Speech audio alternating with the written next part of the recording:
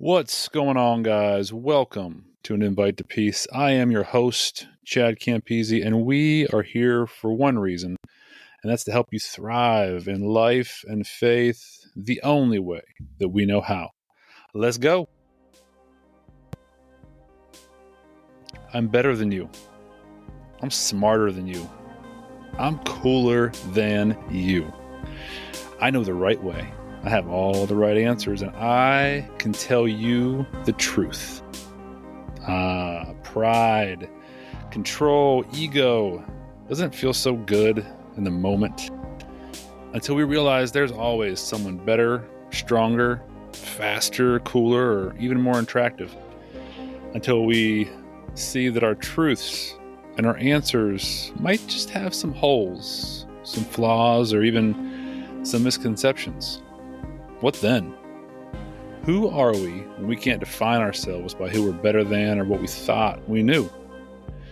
This week, we've got Josh Lewis. He worked as a Marine providing security for the president, as well as for some other clients that he can't reveal. But that made him feel very, very important, alive, and even proud of what he did and who he was until life behind the scenes started to unravel. But we talk less about work and more about why everything usually isn't okay for many men who sign up to be Marines, how pride will kill everything good in your life, and he shows us how in weakness and need, God's power can be magnified. And that power is the real answer we need for everything. Hey, thanks so much for listening, and take a minute right now. Yes, hey, right now, if you're a returning listener and haven't yet, hit pause, throw a review on there, and hit that subscribe button. You came back for a reason. Let people know. Let people know why. You literally could be saving lives and families, not only for today, but for eternity. No pressure. All right, guys, after you do that, come on back and listen to my conversation with Josh Lewis. All right, I am here this evening with Josh Lewis. Josh, what's going on, man? How are you? Good. How are you, Chad? I'm good. We all appreciate you coming on. Another one of my military guys. As always, we'll jump kind of right into that. If you give us a quick background, I think you said 4 years in the Marines. Is that right? Yeah, 4 years in the Marines. Military police officer for HMX-1 Security. That's Marine 1. Followed the president around wherever he went. I was there when George W. Bush was in office. So spent a lot of time in Texas, and he was on the campaign trail while I was there also. So, Gotcha. So a lot of time with President Bush. Interesting. Yeah. There could be a lot of stories. We're not going to go there right now. We'll leave that. We'll leave that go. This is more about you. All right. So 4 years in the Marines. Darkest times. Straight off the bat, man. It can't get worse than this. This is probably one of the worst times of my life in the Marines. Can you kind of paint that picture for us? Throw that out there. Well, there's quite a few times, but to give you an idea, like in the Marines, I drank so much that I blacked out and had to go to the hospital. I had a seizure, had to go to the hospital. Oh my. And then I woke up 6 the next morning, and the doctor was reading me all the answers that I had given him from the night before. And I told him that I was a helicopter pilot from Japan and this and that.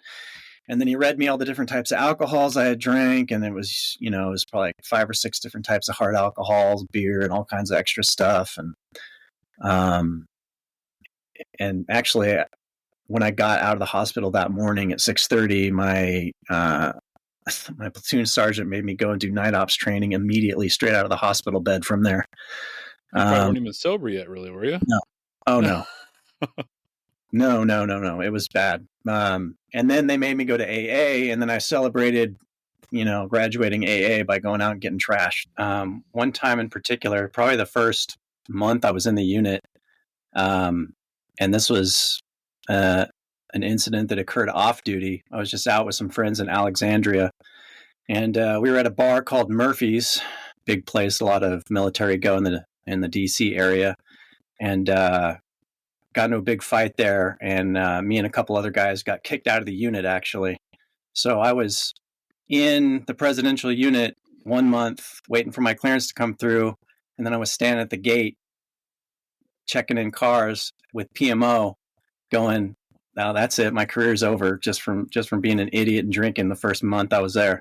Yeah. So Was I what really, kind of what kind of fight was it? Just a big bar brawl, or what I'm picturing in my head? Just I had a well, little I too mean, much, and I wasn't even involved in the physical altercation. I was just downstairs so sloshed. I don't even know what was going on. But one of my buddies upstairs almost killed one of the officers come out from Quantico, and then we fled the scene and got to the base, and they knew it was Marines, so they figured out who it was in a hurry, and they came and got us that night at the barracks.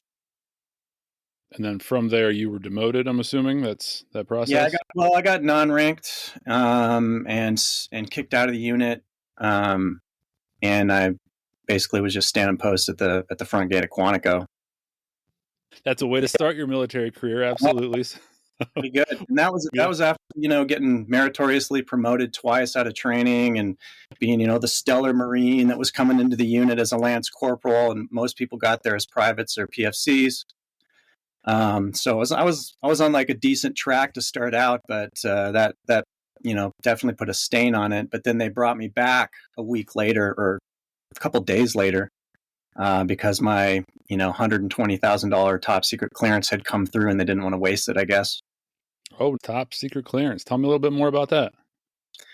Well, it was a top secret SCI subcompartmented Yankee White clearance, which basically means you can just be in the presence of the president with a firearm, listen to what he has to say, and be trusted not to say anything and not to do anything stupid around him. So then, this is probably not correct, but did you see any active duty at that time, or your job was simply to be security around the president for those 4 years that you were in the Marines? That was the active duty. That was the job of my unit, was Oh, to I'm sorry, secure. not active duty. Then you didn't combat. I guess is what I No, no misspoke combat. there. No, No no. combat. Okay. I was basically just they call it glorified firewatch. you know. And a lot of guys in my unit looked a lot like me: blonde hair, blue eyes, 6 feet tall, good scores on all their tests and all that. And we looked good in uniform, and we could march well, and we didn't do anything stupid when we were on camera. Just when you were in the bars. Only in the bars. Only in the bars. All right.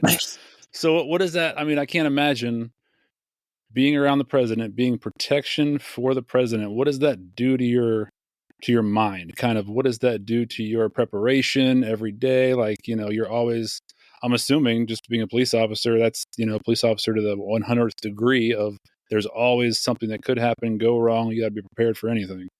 Yeah, we're constantly training, constantly trying to be in the mindset of something could go wrong, and also that we were being watched by the entire world if something did go wrong. You know, So, I mean, I was, skating behind Walmart a year earlier than that. And then all of a sudden I'm standing next to the president with a firearm, in front of the entire world, most powerful man on earth. And that was really weird. I thought it was awesome. You thought it was awesome until you didn't. I thought it was awesome, but I also thought I was awesome. Yeah. Self-confidence. You got to have that in the Marines, right? I mean, Yeah, that spilled over into way too much pride, though. oh, gotcha. Tell me about that. Yeah. And I mean, I'm standing next to the president, and I was just, I kind of thought like, hey, I made it. It's all uphill from here. Whatever I've done in this small training time in the Marines, and what I've done to get here. It just gave me this like kind of untouchable type of a mindset, I suppose. And then getting kicked out of the unit and brought back in, that didn't help. That was like, yeah, I am untouchable. Like Superman, dude. yeah, it's not, nobody can take me down. Yeah. Why do we choose Marines? What is the I look in the background of a lot of people that go into the military, people that go into policing like me, structured stuff like that. They have a lot of history as children Yeah, that contribute to that. So yeah. I'm just throwing that out there and seeing what you think. Not too many people join the Marines because everything's all right. Yeah. Usually, from what I found out. I had some sexual abuse when I was a child at age 5, starting at age 5, and for a couple of years after that. a lot of the older kids in my neighborhood abused me, and come to find out, there was a guy who got criminal charges for child abuse that lived down the street from me. And he's actually, the last I checked, he was a transient in San Jose. So he's out now. Yeah, he's out. Okay. Not doing well from what I saw. And I actually drove through San Jose every week for 7 years or so. And I really thought about going to find him. But What did family life kind of look like in the midst of that? well, my dad was a prison guard. My mom was a homemaker, and her dad was in the Navy. He was a World War II pilot on an aircraft carrier. So pretty rigid. Lots of yelling. Lots of yelling. Lots of not very much leniency, I guess you could say. I guess a perfect picture would be that the drill instructors that I encountered weren't that scary from what I had seen at home. Was there a faith background at all with your parents Yeah. growing up? Yeah, we went to church all the time, believers, but I never really understood the importance of having a personal relationship and with Jesus, and really diving into that on a daily basis and relying on him for everything. I fell into the mindset that I could do it all, and especially after getting into the Marines and just kind of accelerating pretty quickly into a prestigious position. I thought I could do it all on my own, Was there a denominational background? Was it Catholic? What kind of, give us a picture of what that was a little bit, were there like snakes being handled, or like, spirits being driven, or what's no snakes. No snakes, just a gospel church. Yeah. But my dad would read the Bible sometimes and talk about it, but I really don't remember a lot of personal interaction about it with my parents. My relationship with pretty much everyone is distant, because I've basically just been gone for most of my adult life. And so I have not gotten used to close relationships yet. Again, I'm still like, I would be gone for a couple of weeks, then back, then gone, then back, just basically over from 2001 until 2022. I was doing that type of travel lifestyle. So having, close structured relationships that I would be interacting with people on a daily basis didn't happen. It was usually a text message or a phone call, or a couple of hangouts when I was home, and usually I didn't remember hanging out the next day. Those kind of hangouts. Yeah. Gotcha. So roll me into that. Yeah, I know there's a lot of story there, so we'll kind of get into it. So 4 years in the Marines, protecting the president. One thing about the unit, though, the unit was there's a lot of backstabbing that happened there, and the leadership was pretty corrupt. I ended up blackmailing a couple of them just to protect myself and some other Marines. Just threatening blackmail to keep them off our backs. So that had an impact on me, I'd say. Like what went down you could, well, give me something. Well, the blackmail just consisted of knowing certain types of information that would be detrimental to them in court cases that they were going through with their families, and photographic evidence of them that doing things they shouldn't have, that I just maintained in case I needed it. Oh, gotcha. Okay. Gotcha. Why is it? I mean, you get this picture, especially in law enforcement and first responder life, of this is a family, this is a brotherhood. And, I can point to times in my career where you're like, people, why are you treating each other like this? And why? So I think of Marines, and I think of the military, and not having been a military man myself. Is it a brotherhood? Is it, is there more to it than meets the eye, obviously? That unit was not a brotherhood. That there was a couple of cliques that were very brotherly, and you could count on them. But overall, the unit was not, because it was so high profile. And like I said, the people that were running it were corrupt. And so that trickled down to the lower levels as well. They were there for their careers, and the upper levels were. And then the Marines that had just came in that didn't know much about the Marine Corps and didn't have much experience like me. We just had to kind of go along with what was happening. Gotcha. And then through the childhood to Marines, we'll say those 4 years, was faith, God's impact, spirituality, where did that lead from childhood through the Marines? Was it there at all? Is it something you focused on, or? I it was in the back of my mind, and I knew that I needed it, but I just kept ignoring it. I kept, going after the shallow things to kind of keep my mind from going too dark, I guess you could say. And so I think that's how I decided to join the Marines. I was just like, hey, I'm going to do it, and then 3 hours later, I signed the paperwork, and I didn't tell anybody about it. And it's kind of how my life sort of went. It was just like, hey, that's shiny and new. Let's do that. When Let's you distract. mentioned, you mentioned not letting yourself go too dark. What did you mean by that? Yeah, just thinking about, what had happened when I was a child. I don't remember a lot of it, and I think that I've truncated it and kind of convinced myself it's not there, and I'm still going through the process of digging it out and dealing with it, really. Were your parents aware of what had happened? No, I told them a couple of years ago. Gotcha. So it's kind of compensate for that, I guess. You thought, like, moving on to the next biggest thing, next new thing, kind of kept your mind busy. Is that what you meant? Yeah. Gotcha. Yeah, pretty much. And I also after I joined the Marines, I kind of stopped caring if I died, and that I believe that stemmed from a lack of focus on Jesus. So is there a thing, I guess, that you can point to?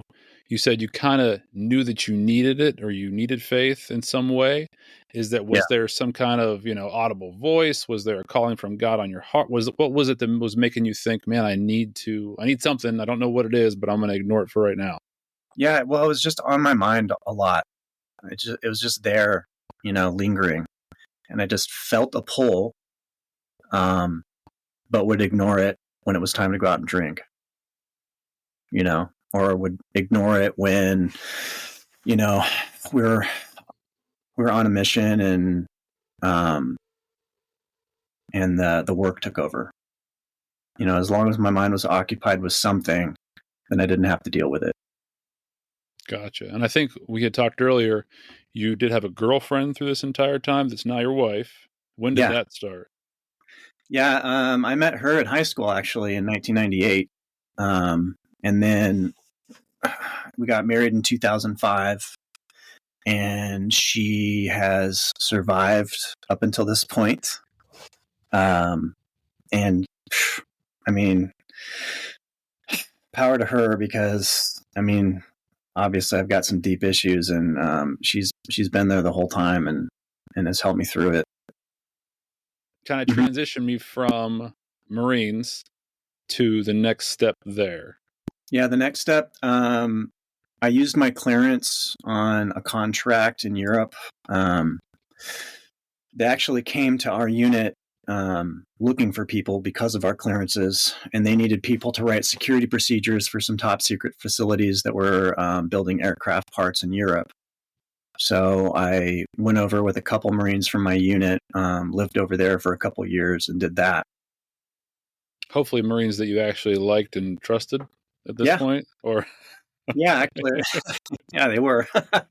Gotcha. That's a good thing. Where did your, or was she your wife at that time, or was that still girlfriend? Yeah, we got married right before we went over to Europe. Okay, and you went over together, obviously married then. Yeah. Mm-hmm. Okay. What was that something where she's just kind of along for the ride, or you're going to go do your thing and you're either coming or not, or how'd that go? No, she wanted to go. She followed me over to the East Coast and lived near Quantico while I was in. She was a bartender in Manassas and Centerville, Virginia. Okay, so you're over in Europe. All seems good. You're doing your thing. You're newly married. Yeah, that was actually a time in my life of, I guess you could say, a little bit of rest.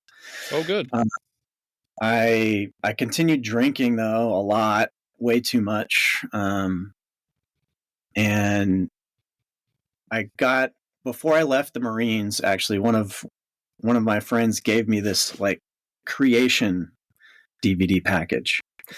And that kind of got me into the whole like the science of creation, and how the science of creation can counter what evolution says, and how they're actually both a belief system rather than proven things. You mean like creationism, like androgenesis type stuff, that kind of thing? Yeah, Okay, like gotcha. Noah's Ark. I gotcha. Okay. There probably was a worldwide flood, and there's evidence on Earth that people take, and depending on their mindset, they can say, well, this is billions of years old, or if they have a biblical mindset, they can say this is maybe not billions of years old. Yeah. And either explanation is so intricate that it becomes a detriment to both sides if you really dig into it too far. What prompted your friend to give you that before you left for Europe, out of curiosity? I don't know. He probably saw me just acting like an idiot and said, "You know what? That guy needs some creating." And I had some faith conversations with some of the Marines before, and he was one of them. So I think he probably was just like, "You know what? I probably need to check this out." Were there a lot of believers, or a few believers in your unit, or in what you were? Yeah. There was a couple Mormons, couple just normal. Not that Mormons aren't normal, but as far as the normal Christian church goer is concerned, a couple of those. I don't know if there are any Catholics or not. I don't think so. Hopefully, none of the backstabbers were the ones that had the faith background. No, not that I know any of them claimed faith, but okay. If they did, I hope they come around. Gotcha. Okay, so you're in Europe. You've got this cool new creation DVD stuff you're listening to. You're kind of in a relaxed point. You're newly married. Yeah. Take me from there. Yeah, so we just we spent the next couple of years in Europe, and I kind of got into prophecy a little bit too while I was listening to the creation stuff, and I really enjoy the prophecy part of it. So you're kind of exploring faith at this point. Yeah, basically. Deeply. I mean, yeah. I thought, I'm a Christian. I'm good. I don't really need to do anything else. But that's a lie that I hope people figure out sooner rather than later. It takes daily work, and I've only just over the past couple of years figured that out. But there in Europe, I guess it was kind of a knowledge, but ultimately, it didn't have an immediate effect. Faith-wise, you mean? Yeah. Gotcha. You're still drinking. You're still. And is the drinking at a bad point at this point, or is it just kind of social? I mean, your wife's a bartender, or she was a bartender, so I thought, yeah, it was social. But when I drink socially, I'd have a couple bottles of wine, or a couple bottles of wine. Way too much. Oh wow. Okay. A little bit. That's a little bit. Yes, absolutely. So, okay, take me back to Europe. You're kind of exploring faith a little bit. Yeah. Still heavily drinking, but kind of in a chill period with faith and doing your thing. Where does it go from there? Yeah, from there, the contract was up, and so I started to look into things that I could do back in the States. Had no idea what I was going to do. And then I applied for the San Luis Obispo County Sheriff's Department here in California. And they actually hired me, and I was going through the background check, but it was going to take 3 to 6 months. And I had no patience. So I applied for an executive protection company in LA, and they hired me within a couple weeks. And so I just went down to LA and started doing that. I can't remember if I had prayed about those things or not. I started getting into the practice of praying about my decisions. Oh, I think nice. And I think that the creation stuff and the prophecy research and actually paying a little bit more attention while I was in Europe kind of started prompting those things. But I do remember starting to pray a lot more, I think, when I started working in LA. So the question that comes to my mind is, obviously, before we get a little too deep into the other stuff, the believers in the Marines, Mm. the friends that kind of reached out and gave you the Genesis stuff when you kind of went away, do you think that was an accident? Do you think there No, was, I mean, what do you think that was? no, I think that was a divine intervention type of a thing. I think that pulling at my mind that I need to pay attention more to Jesus came to, hey, here's some DVDs, here's something else to check out. And I think everything along the way in my journey has been something that gave me just like a little extra ammo to pursue it further. Gotcha. And then you come back from Europe to the States. Is the wife happy? Is she happy to be back home, or she'd rather be in Europe, or what's her Happy to feeling? be back home. I didn't want to come back home. I wanted to jump on some more contracts and just stay away. Oh, Uh, she wanted to come back for the family and all that, so we did. how's married life at this point? I guess you could say the typical Marine Corps marriage. Oh, you gotta see. I'm not a Marine, so you gotta expand on that a little bit. um, it was probably a softened version of the Marine Corps marriage, which a lot of fighting and disagreements, but not not constantly. We would have like a couple days where we're mad at each other or something like that, and but she's a very timid person and I'm very aggressive, so she would kind of shut down and just submit, I guess you could say.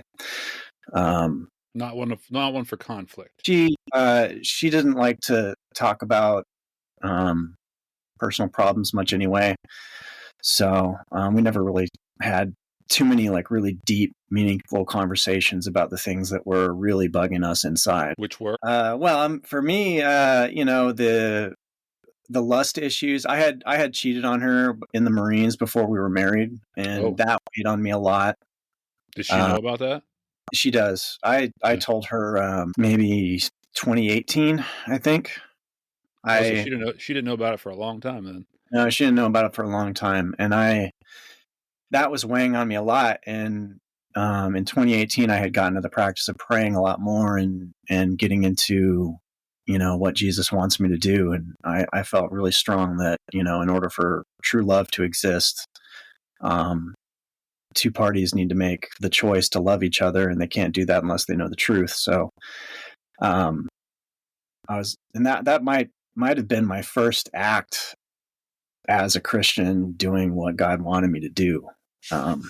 Saying, "Oh, horrible." Put me a fly on that wall. How does that? You just approach her like, hey, babe. By the way, I know we've been married. I just I got something to throw out there to you real quick.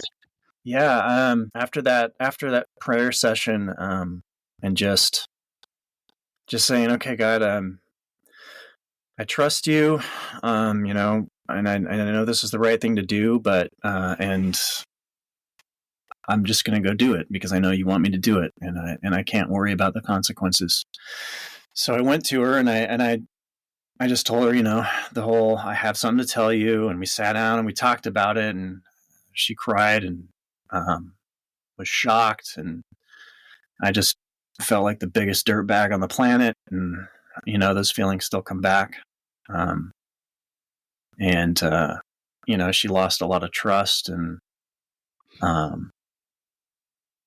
so we dealt with that for quite a while, but she also leaned into God and prayed about it, and really embraced grace and forgiveness, and I am so thankful for that. Yeah. So tell me what faith looks like for you guys coming back from Europe. So you're in LA looking for a job. You two are obviously together, married. Is she working again somewhere else in LA, or? Yeah, she went to nursing school and became a nurse.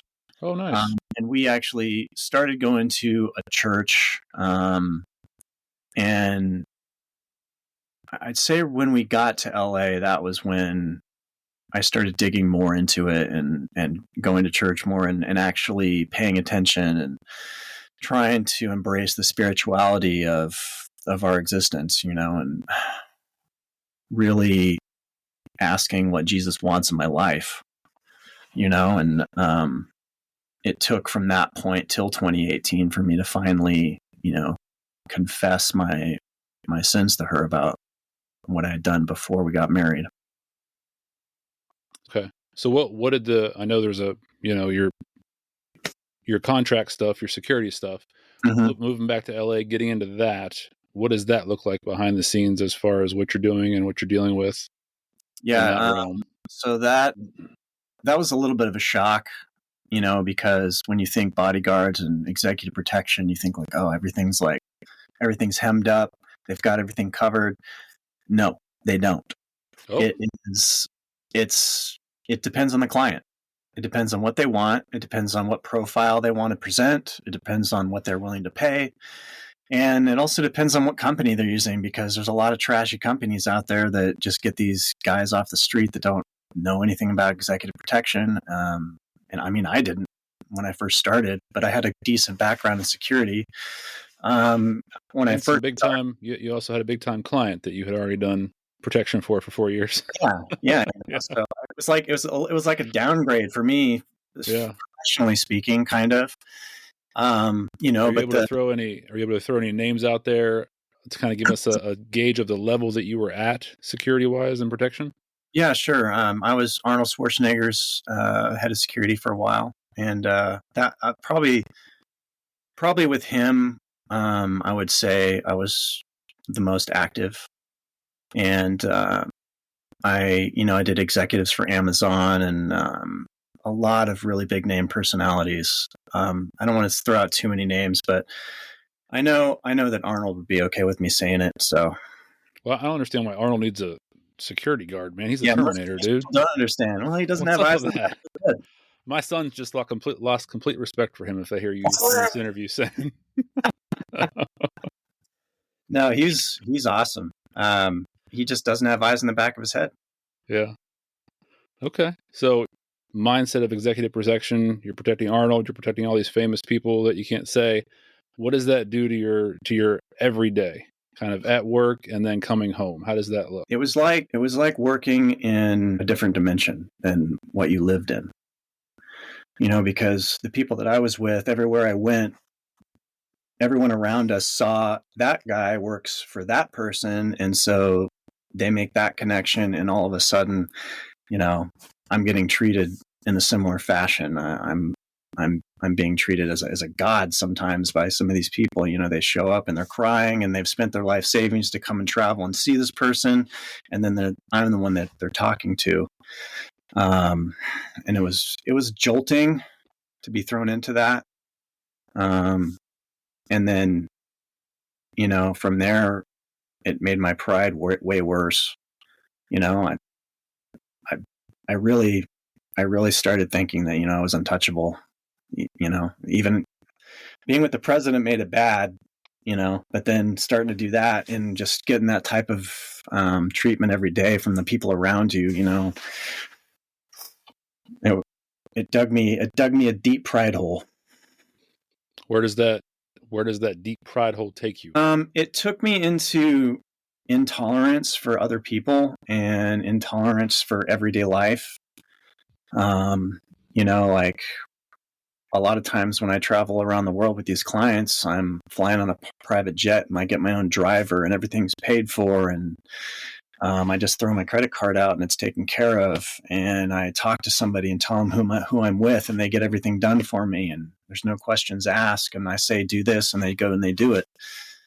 And then I get home and it's not that way, Your wife doesn't listen to you like that? That's not the treatment you get? No, it turns out it doesn't work very well. So yeah, that really affected me. And since I was gone half the time, I'd be home and we'd have issues and get over it, and then I'd leave again. And then I really didn't have a chance to readjust back to normal life while I was doing that, just because of the repetition. When you say have issues, again, a lot of married people listening to this, is there something that they might be able to relate to as far as you being gone for work for however long and coming home, and what kind of issues did that bring up? Communication and being intentional in your relationships, you're and viewing the relationship, as Jesus would view it, a marriage, just like the marriage between Christ and the church. It's they're made for each other and they operate together. So if you're each coming from your own desire and not putting the other one first, then it's not going to work. It's just going to always be trouble. I mean, not that understanding is going to relieve you of all trouble, because it won't. But that's why it's important to really pay attention daily to what God wants you to do, and to pray daily about, God, help me get this pride out of me and help me to embrace the fruit of the Spirit and truly love other people, not just go after my own my own will, not what I want, not little comforts, not this or that, not something that, makes me look better, or whatever the case may be. It really has to be an intentional partnership. And that sounds great. I agree with you, but it also sounds like wisdom that comes at the end of going through all the stuff to figure that out, if that makes sense. Well, it's not the end. it's, well, it's a conclusion that I've reached that I'm still in the process of daily embracing. Gotcha. Look, to be honest, and I don't know if other people are thinking this too, to be honest, you talking about how you're flying around on private jets and throwing credit cards out there and being with celebrities, it sounds cool, man. It sounds like something I would enjoy doing. So what? It was fun. And to be honest, I probably stayed in it way too long, simply because you get that cool feeling of being important and being around important people that change the world. Yeah. How did that take us into how that let you down? That cool feeling, that pride, that I'm untouchable. When did that eventually come and let you down? And I would say that I let myself down by not embracing it in the correct way. Because you can be in any position in the world, I believe, and act the right way, but it's way easier to act the wrong way and be selfish. So it sounds like your traveling, your pride, being selfish, and all of this came back to have an effect on. Did you guys have kids? Yeah, we have one kid. We adopted him in 2016. He's 8. Gotcha. So he was around while you're still traveling and doing all the work before 2018? And that made the travel exponentially more difficult, for sure. And I would say that my anger at work and hatred for work took a pretty big increase at that point. I just started to not, I wanted to be home more. I wanted to be present. I started to really not see a point in all the craziness and all the money and all the power and the traveling, and because I had my wife and son at home, and those were the relationships that mattered. So why am I doing all this? But I think that my pride got in the way and kept me there, because I had been doing it for so long at that point, and it kind of dug its way into my mind that I needed to do it, and I had to be in a position that sounded cool and raised eyebrows when I said what I did and this and that. It sounds like, correct me if I'm wrong, I guess, but just kind of looking back as you're going through this, it sounds like there's a continuous pull from getting out of the Marines, or maybe even getting into the Marines, to 2018, 2016, when you get your son.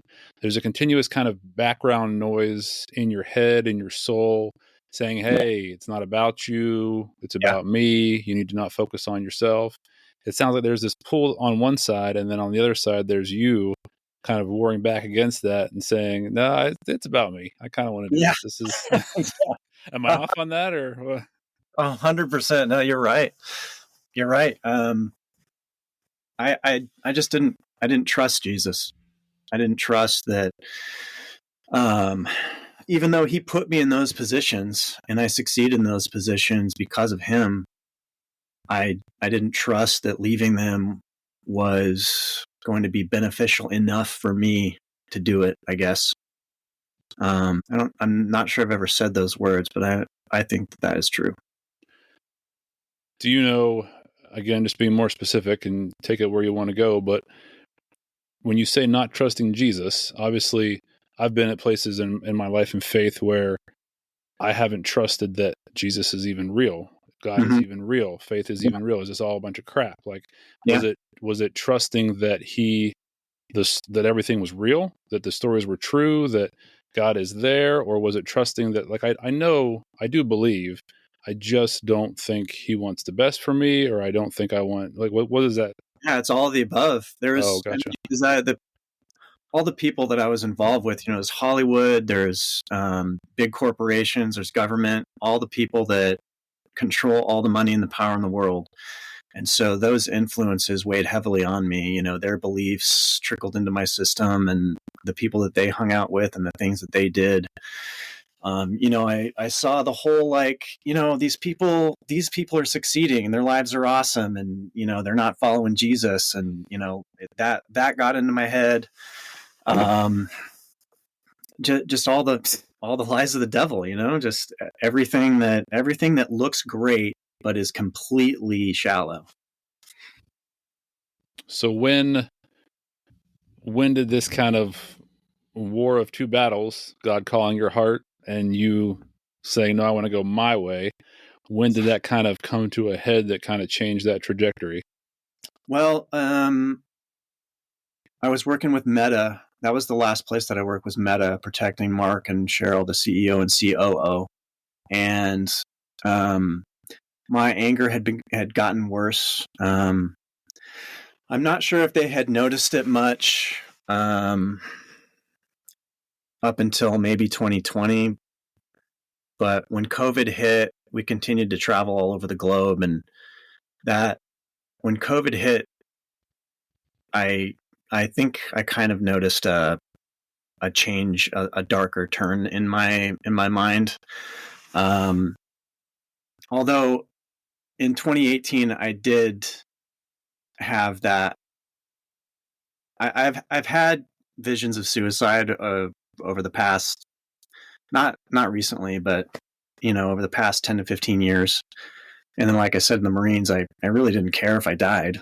When you say visions of suicide, was it more of just like things would be easier if I was gone, things would be better off if I'm dead? Not really Yeah. a plan or anything, just kind of those thoughts that I'm sure we all have at some point. Like, wouldn't it be? Yeah, I would call it the normal suicide thoughts. Just I'm worthless. If I'm gone, it doesn't matter. If I'm gone, I don't have to deal with X, Y, and Z, and neither does anybody else. Yeah. No. The worst point was in 2018 when I was sitting on the couch and I was really thinking about doing it. That was, I think it was 2018, and I was sitting there and I really got probably the closest to starting to plan out how I was going to do it.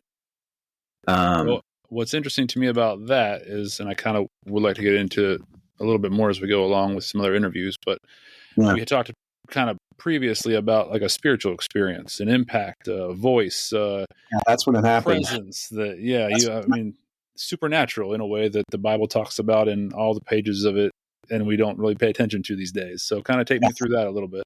That is the day that I did have an insane experience. I was sitting there and I was just didn't know what to do. I hated everything. I felt like I was worthless, and I did cry out. I cried out to God, like, God, help me. I'm not going anywhere in a hurry. And I had a vision that at that time on the couch, and I wasn't asleep or anything. I was just saw this. It was just like a light flashed, and I was just thrown outside the universe, and I could see into the universe, and I could see very vividly, planets turning, and I could see solar systems, and it was shocking. But what I saw that laced the whole entire universe together was just this giant cross of light going through it. And it just like hit me so hard that is the most important thing in the universe. And that is what I need to focus on. And when I do that, everything else will even out. And I don't need to worry about anything. And that was in 2018. Yeah. So that was even before kind of your anger reached its peak. Yeah, for sure. Yeah. And I took that and it had a giant impact on me. And I began to pay attention more to what God wanted, but I still had that tendency to go the other way and use the distractions. 2022, I got into a ski accident, or it was 2021, I think, maybe. And I got into a ski accident training with Ski Patrol in Vail, and it was pretty hard on me. And my recovery was, I didn't break anything, but everything just became way more difficult after that, mentally and physically. And I just hated everything more and more and more. And it started to show at work a lot more. And I just didn't want to be there. When you say hate, can you expand on that a little bit? When you say hated everything, did you just hate work? Did we have issues toward the family? Did we hate ourselves? Is it a mix up at all? What's kind of going on there? Basically, would come up with things in my head of why to hate people. I kind of attribute it to just the amount of time I spent being hyper aware at work, constantly looking for threats, constantly looking for the negative, always having a plan to get rid of them if I needed to. And I think that trickled into my mind, just became normal to do that to people. So no matter who I was with, I was like, what angle are they playing? What they're obviously not a single person on earth is truly genuine and truly wants to help other people. So what is this person? What's their angle? And that's how I approached everybody, even my wife. And so it really took a dark turn. And then I was on a trip in Mexico with Meta, and I got completely drunk a couple of nights, and my anger burst over on the job, and nothing was said about it though at that point. It was like early 2022 maybe when that trip happened, and nothing was said about it until May of 2022. You mean Meta didn't address it at all, or didn't bring it up? No. And then it came up mid 2022, and they asked me about it, and in the interview, they asked me, like, trying to remember. They asked me something about if my behavior was warranted or this or that, and they didn't come at me with any evidence or anything. They just said, we heard this and that, so blah blah, what happened. Yeah. So, and I was just mad about it. I was just like, basically just like, screw you, who are you? You're not protecting the CEO, you're not protecting the COO, who are you? And so that didn't go well, and they asked me to leave and gave me a severance. So then how did your wife take that, kind of intertwined with, obviously, I'm sure she had seen that downward spiral for the past few years. Yeah, she'd been seeing it for sure. And, she was afraid to approach me about it though, because I would get angry when she approached me. She was happy that I left though. I had been trying to leave for quite a while. But I didn't know what I was going to do. And I knew that my mindset would not do well most places. My aggression and anger. So I didn't know what to do, and I didn't ask Jesus what to do. So Jesus said, ski accident. And then I took it from there and was pushed out the door. So we have this war of you wanting to do something, him wanting you to do something, you not being able to pull that trigger, so to speak, and him pulling the trigger for you and saying, well, this is where it's going to go. Just a couple months ago, I finally stopped freaking out and having anxiety attacks when my phone went off. That was the level that I was at from work.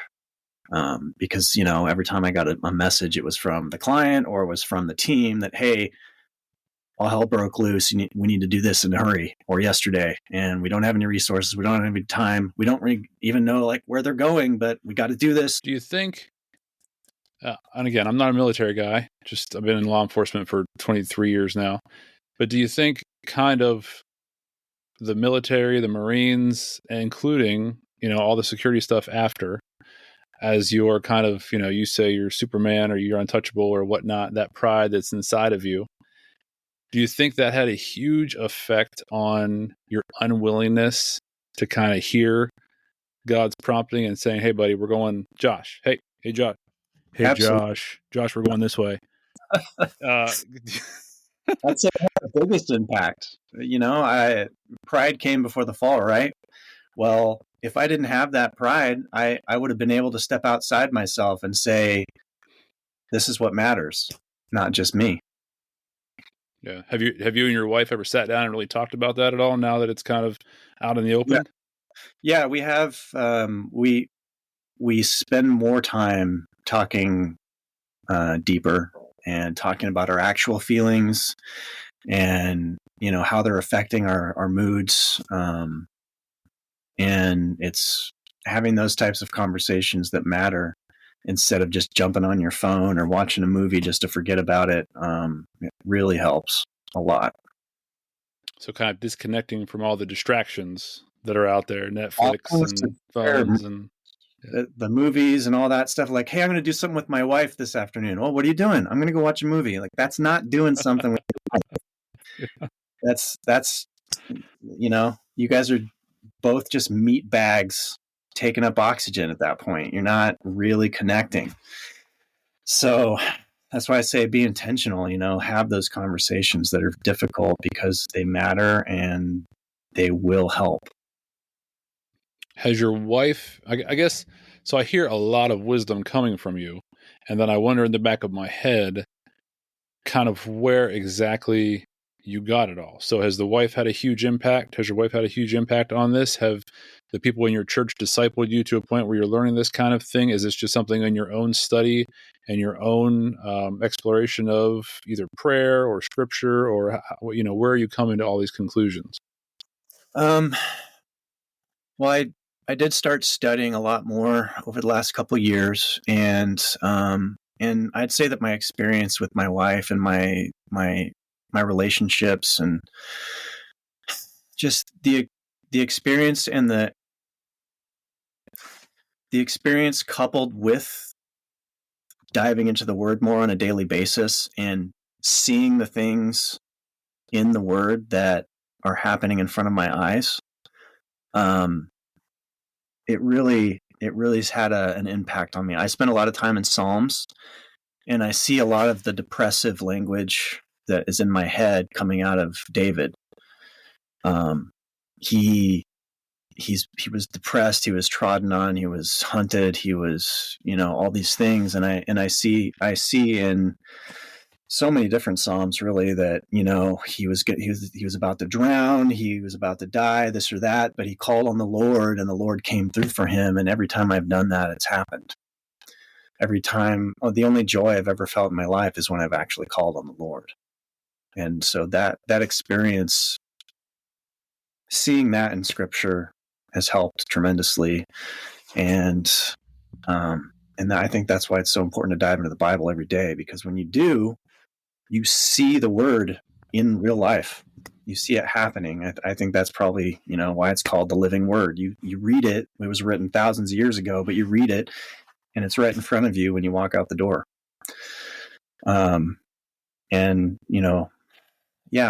My wife, getting better at calling out, when I'm being aggressive or when I'm just not right, and asking questions like, are you okay? Can we talk about it?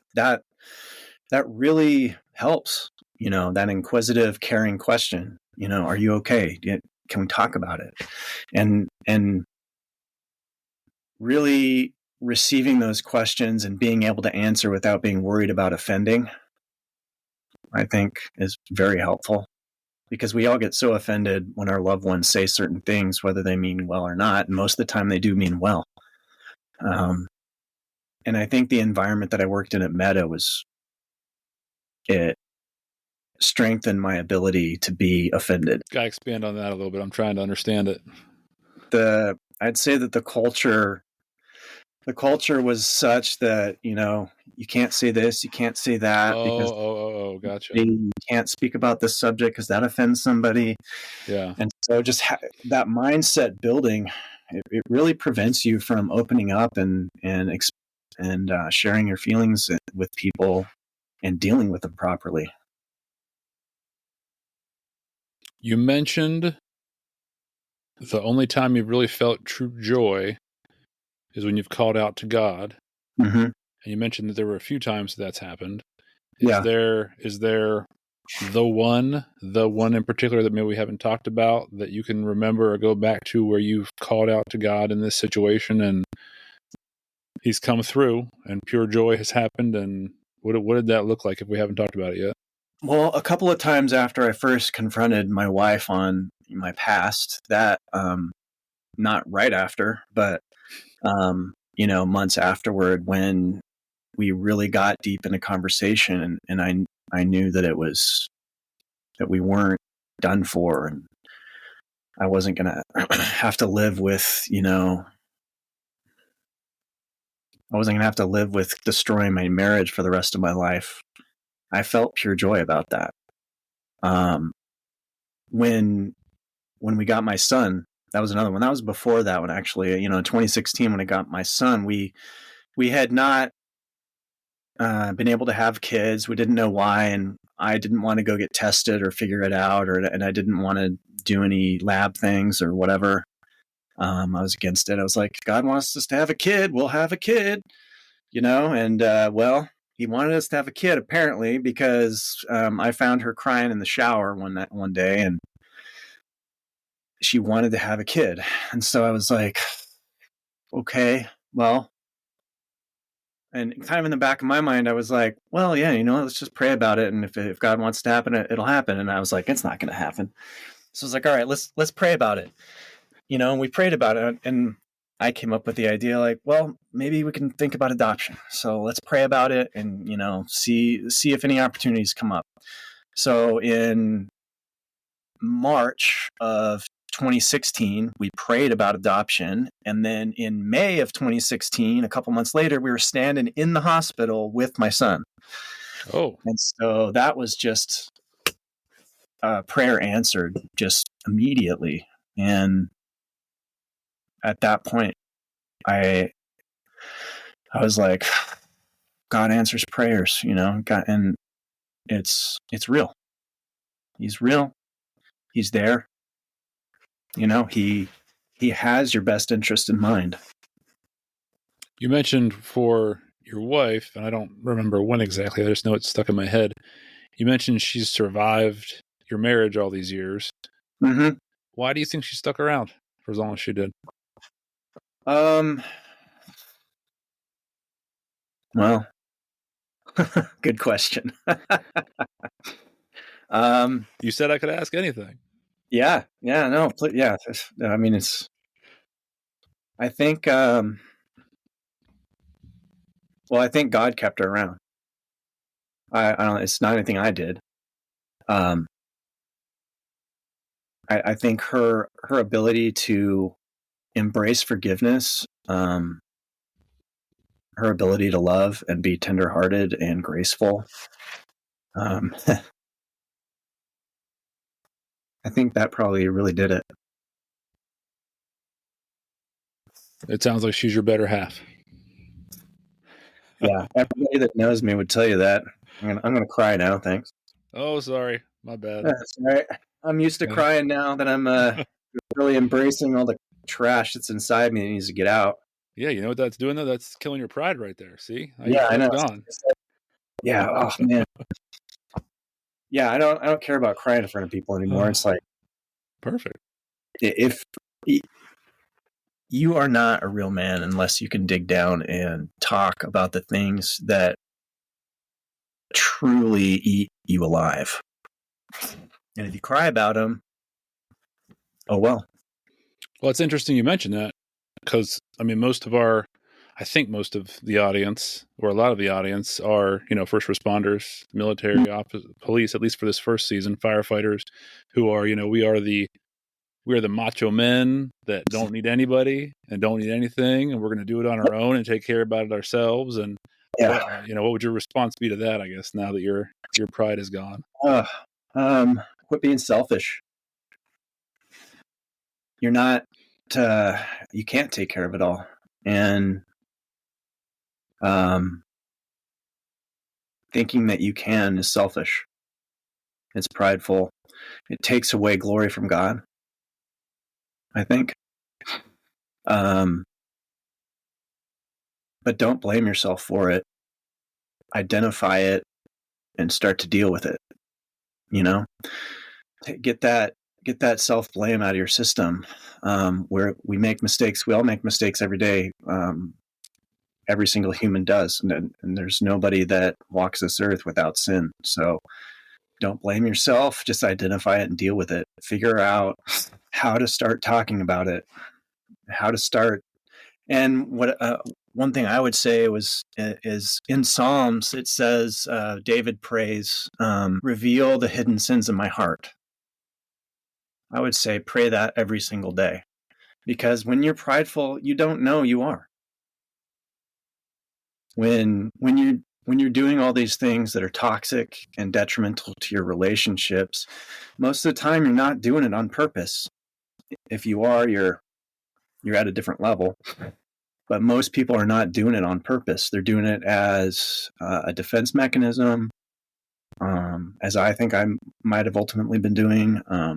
And then once you start doing it, it just builds, and you start doing it for other reasons or maintaining it for other reasons.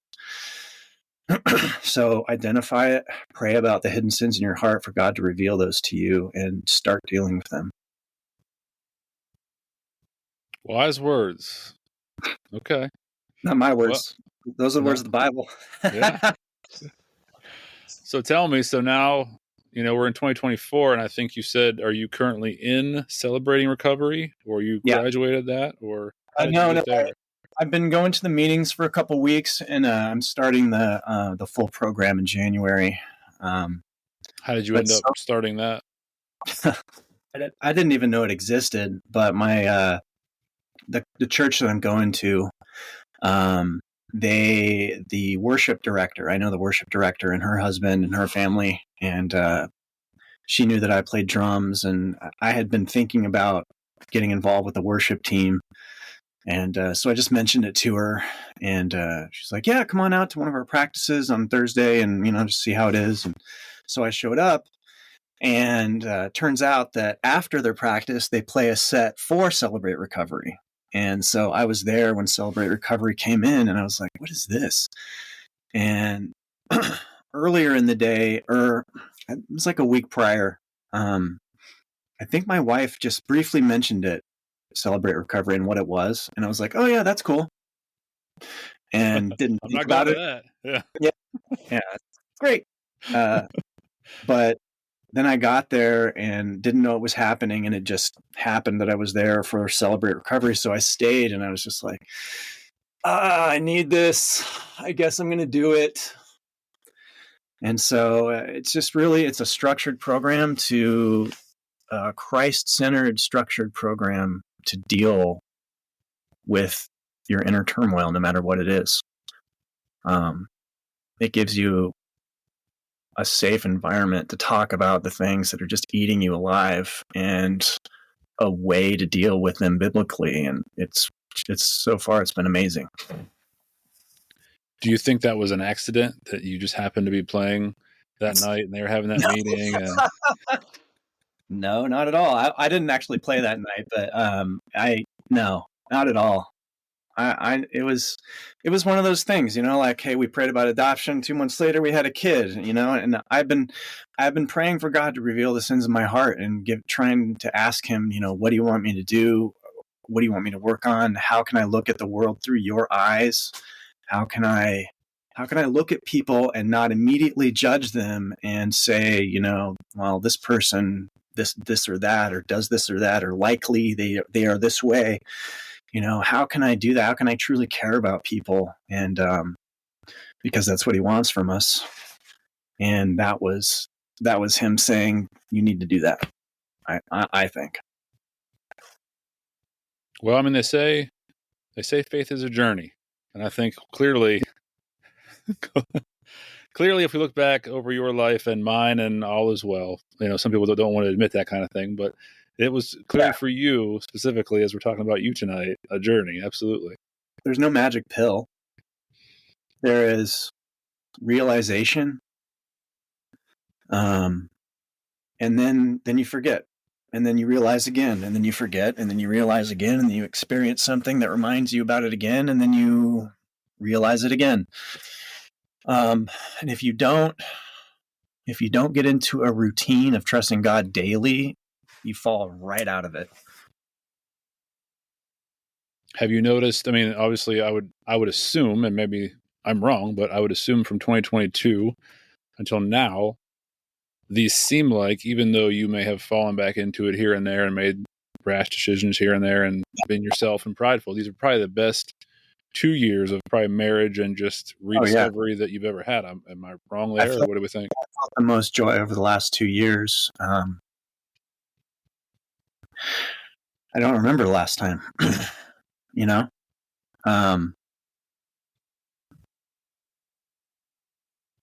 I was suffering daily from hyper-awareness OCD episodes and PTSD episodes. And, whenever a little noise anything, didn't matter what it was, just any little noise, I had to figure out what it was.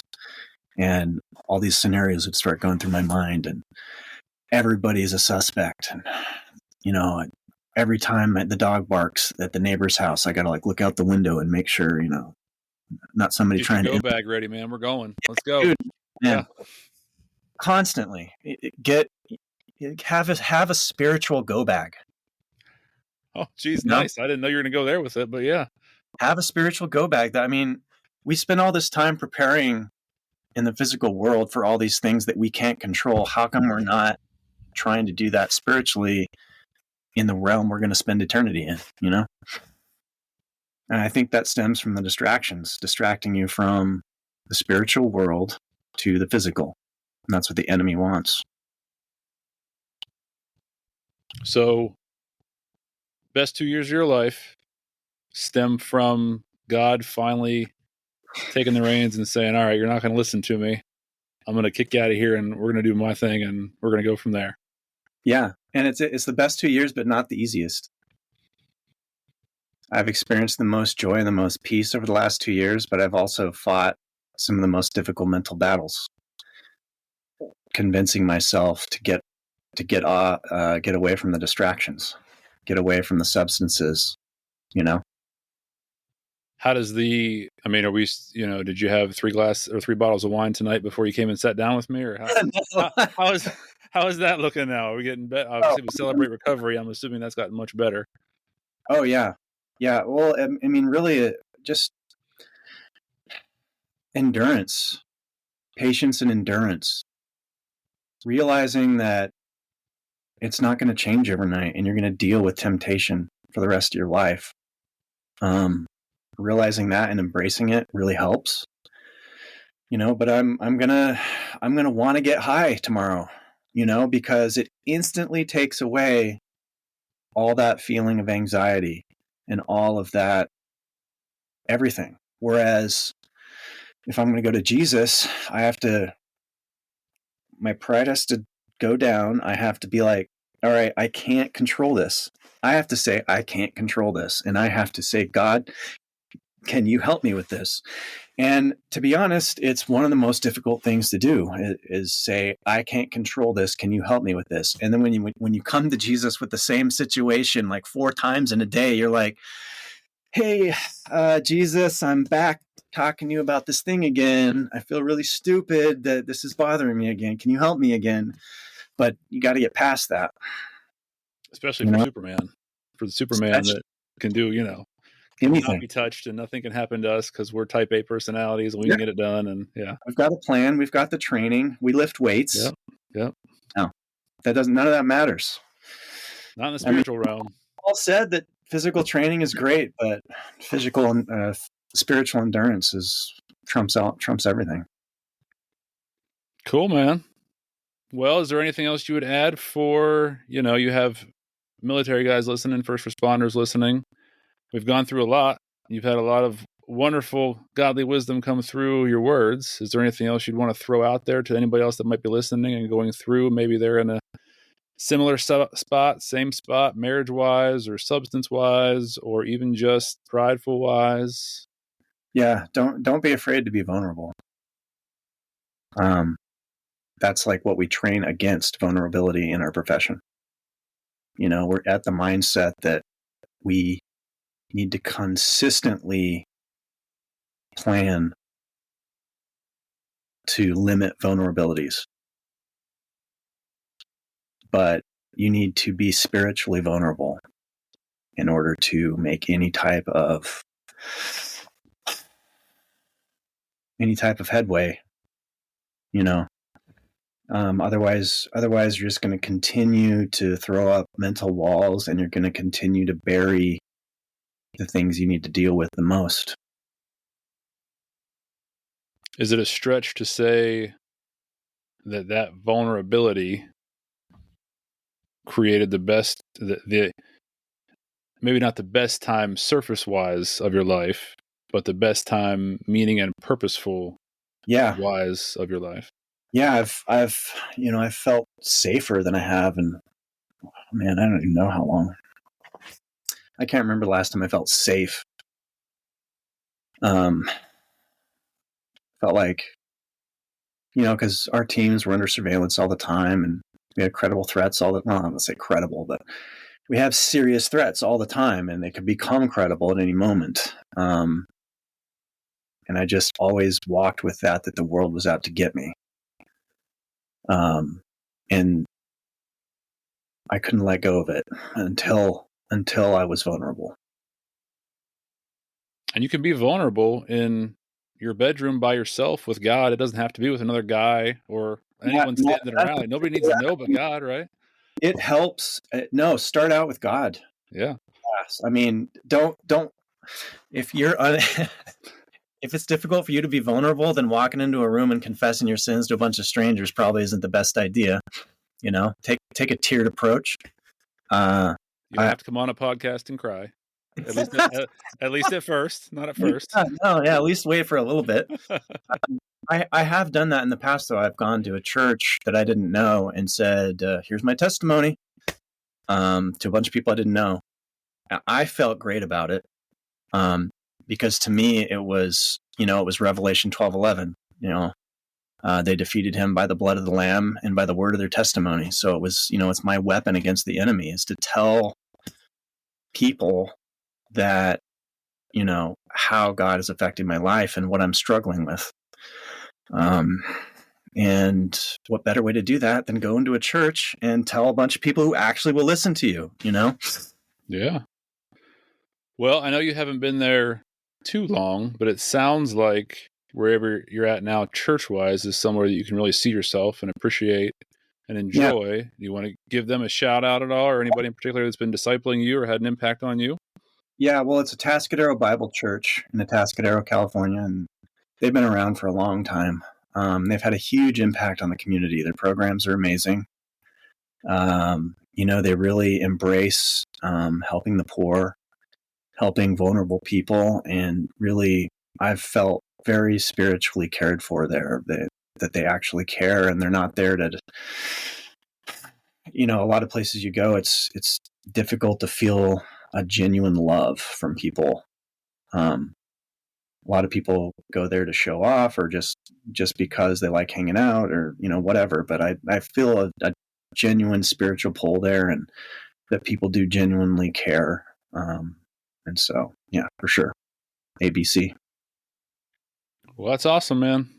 I appreciate your time. Anything else you want to add as we end? I'm sure you're a very private guy, so I don't want to throw out any emails or anything like that. I know you're not a big social media fan. Yeah, I deleted my LinkedIn. Oh, did you really?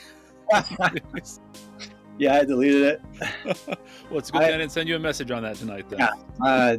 I had a lot of anxiety from social media and from that stuff, because I judged people so much, and I wanted to just get away from it and give myself a period of time where I didn't just see all the negative things that were being pumped out there.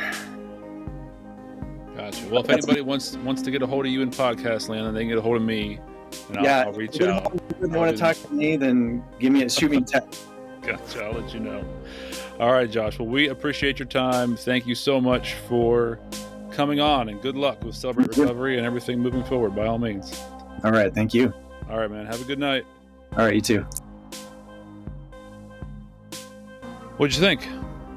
Was Christ given an opportunity to show his power and leadership as Josh admitted his weakness and need? Have we showcased God's power and plan by showing you what Christ did for Josh?